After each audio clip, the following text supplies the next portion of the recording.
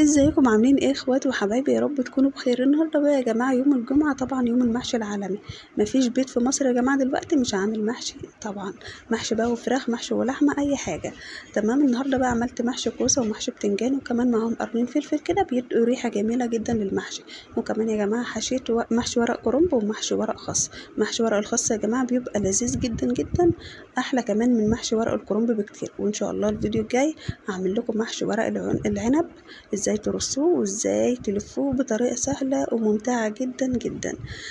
طبعا يا جماعه لازم ترصوا الاكل بتاعكم كده، علشان طبعا العين بتاكل قبل البق، فلازم كده النفس الواحد تبقى مفتوحه وهي بتاكل، علشان طبعا ناكل كده بألف هنا وشفا. اتفضلوا معانا بقى يا احلى فنز في الدنيا. وان شاء الله اللي اول مره يشوف قناتي هينزل بقى يشترك فيها ويفعل زر الجرس عشان يوصلكم اشعارات بالحاجات اللي بنزلها. وان شاء الله استنونا في فيديوهات كتيره جدا جدا. واعملوا بقى لايك للفيديو. باي باي.